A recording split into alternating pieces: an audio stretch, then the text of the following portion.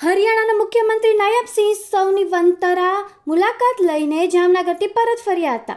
વનતારા મુલાકાત લીધા બાદ તેમણે વનતારા પ્રાણીઓ માટે અનંત અંબાણી દ્વારા કરવામાં આવેલ કાર્યની પ્રશંસા કરી હતી. આ મુલાકાત દરમિયાન બંને નેતાઓ ઉદ્યોગપતિ અંબાણીના મહેમાન તરીકે રહ્યા હતા. વનતારાની પ્રેરણાથી હરિયાણામાં સફારી સરકાર પણ બનાવવામાં આવશે. વનતારા પ્રાણીઓ માટે ખૂબ જ પ્રશંસનીય કાર્ય થઈ રહ્યું છે. બેઠક બાદ બંને નેતાઓએ મીડિયા સાથે વાત કરીને મીડિયા સમક્ષ પોતાની પ્રતિક્રિયા રજૂ કરી. રોજ નવા અપડેટ જોવા માટે અમારી ચેનલને લાઇક, શેર અને સબસ્ક્રાઇબ કરો. અમારો વિડીયો પસંદ આવે તો કમેન્ટ જરૂર કરજો. ફરીથી મળીશું લેટેસ્ટ ન્યૂઝ સાથે. ત્યાં સુધી નમસ્કાર.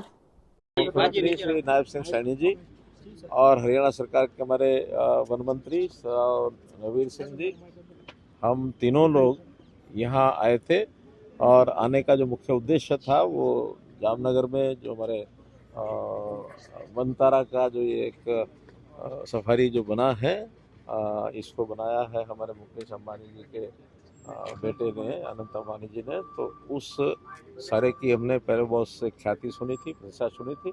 हमने हरियाणा में एक इसी प्रकार की वन जो जंगल सफारी बनाने का एक प्रोजेक्ट साथ में लिया है, लेकिन उसके लिए 3-4 जगह हमने जो सफारी देखी है उसमें ये भी देखी है। एक शारजा की सफारी जो हम देख के आए थे, तो अन्य भी कई सफारीज का वर्णन हमको सुना है, लेकिन दिल्ली के बहुत निकट गुरुग्राम के आसपास एक 10,000 एकड़ का सफारी बनाने का हमारा जो कार्यक्रम है उसको क्या क्या प्रोजेक्ट्स में लिए जाए, ये सब देखने के लिए आए थे। और बहुत अच्छा लगा हमको यहाँ के जो प्रजातियाँ हैं, और ख़ास करके इन्होंने जो देश और दुनिया भर से ऐसे जो प्रोटेक्टेड एनिमल्स हैं उनको अपने यहाँ रखा है, और ख़ास करके जो एक सहायता के केंद्र चलाए हैं, हॉस्पिटल चलाए हैं, एक अच्छा प्रयोग इनका लगा है। और मैं समझता हूँ कि जो जो अच्छी बेस्ट प्रैक्टिस जहाँ जहाँ हमको दिखेंगी, वैसा एक जंगल सफारी का कार्यक्रम हम गुड़गांव के अंदर ऐसा बनाएंगे। ऐसा इसी उद्देश्य के लिए हम यहाँ आए। अनंत अंबानी ने इतनी छोटी उम्र में इतना डेवलप किया, आप क्या कहेंगे? मैं तो उनको बधाई देता हूँ और उनके लिए शुभकामना करता हूँ कि इस प्रकार के कामों में और आगे बढ़े। आखिर ये काम एक पैशन से होते हैं, और जब तक पैशन ना हो तब तक ये काम होता नहीं है। उनके पैशन को देख करके उनकी निश्चित रूप से उनकी सराहना करता हूँ। सर, बिहार चुनाव को लेकर क्या बोला? बिहार चुनाव आ रहा है, और चुनाव हर 5 वर्ष के बाद जो आता है तो एक लोकतंत्र का उत्सव होता है। इसको बहुत अच्छे प्रकार से हम चुनाव में उतरेंगे, और निश्चित रूप से नीतीश यादव जी के नेतृत्व में फिर से एनडीए की सरकार बनेगी, ऐसा हमारा पूरा विश्वास है। कल जामनगर वनतारा देखने का यह अवसर मिला है और अद्भुत है।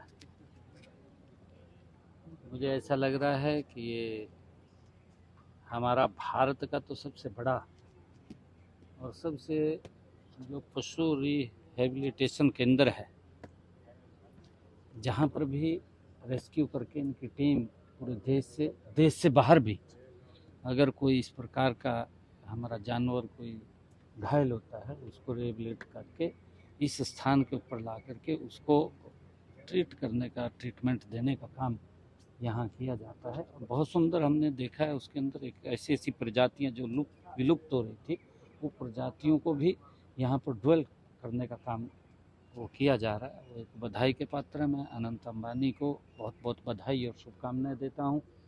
और हमने हरियाणा के अंदर जंगल सफारी, क्योंकि जो हमारा एनसीआर का एरिया है, एनसीआर के एरिया के अंदर बहुत सारे लाखों की संख्या में लोग वहाँ पर रहते हैं, कि उनको एक ऐसा केंद्र, अच्छा केंद्र घूमने के लिए मिले, जहाँ पर हमारे हर प्रकार का जानवर और वहाँ पर पक्षी वहाँ पर मौजूद हों। उसको लेकर के आज ये वनतारा हम देखने के लिए आए थे, कि उस दिशा में हम वहाँ पर जंगल सफारी में वो काम कर सकें। उसके लिए जब हम यहाँ देखने के लिए आए हैं तो बहुत अच्छा यहाँ पर लगा है। यहाँ का जो क्लाइमेट, वातावरण है, वो भी बहुत अच्छा, क्योंकि जब ये शुरू किया गया था, जैसा बताया भी गया है कि यहाँ पर मात्र बहुत कम पेड़ थे, परंतु आज हम देखते हैं मिलेनियम्स के अंदर ये पेड़ यहाँ पर लगे, लाखों की संख्या में पेड़ यहाँ पर लगे, हरा भरा यहाँ वातावरण है। और उस वातावरण के कारण ये भी हमें जानकारी मिली है, जो बताई गई है, कि इन पेड़ों के कारण यहाँ टेम्परेचर में भी लगभग 4 पॉइंट की कमी आई है, और बरसात भी ज़्यादा होना वो शुरू हुआ है, और उससे लाभ भी मिलता है। और जो हमारे पशु पक्षी और जो अन्य जानवर हैं उनको यहाँ पर रखा जा रहा है और उनकी देखभाल की जा रही है। अलग अलग प्रकार के सभी जानवर हमने देखे हैं और इसी प्रकार का एक केंद्र हमारे यहाँ दिल्ली के नियरेस्ट एनसीआर में हरियाणा में बने, उसको लेकर के आज हम देखने के लिए आए हैं। सर, हरियाणा में जो अभी वातावरण है, एक दिन पहले आपने वहाँ पर एक खास आपातकालीन मीटिंग भी ली थी, और क्या तैयारी की गई है, क्या हालात है वहाँ पर हवामान को लेकर, बारिश को लेकर? नहीं, देखिए बरसात, क्योंकि ये सीज़न है बरसात का और हमारे एकदम नियरेस्ट में हिमाचल प्रदेश है, हिमाचल में बहुत बरसात होती रहती है और उसका क्योंकि तराई से पानी आता है, जब तराई से पानी आता है तो एकदम हरियाणा का गेटवे है और हरियाणा के अंदर स्पीड से जब आता है तो कई प्रकार के नुकसान भी कर देता है। तो उसको लेकर के व्यवस्थाओं की दृष्टि से हमने, चाहे नालों की सफाई की बात है, चाहे हमारी नदियों के बांधों की बात है, उन सब को लेकर के हमने बैठक की थी ताकि नुकसान ज़्यादा ना हो और ज़्यादा बरसात पड़े तो उससे हम काबू पा सकें, उसको लेकर के तो केवड़ यात्रा को लेकर को 2 बार चल रहा है। हाँ जी, केवड़ यात्रा जो चल रही है उसमें यूपी में कावड़ यात्रा, कावड़ यात्रा। हाँ, कावड़ यात्रा के लिए हमने हरियाणा के अंदर भी अच्छे प्रबंध किए हैं ताकि किसी भी कावड़ लाने में किसी प्रकार की कोई दिक्कत या समस्या ना आए। हमने पुलिस को भी हरियाणा के अंदर मुस्तैद किया है ताकि उसको ठीक सुरक्षित तरीके से लोग कावड़ यात्रा ले जा सकें। ओके, उसको थैंक यू।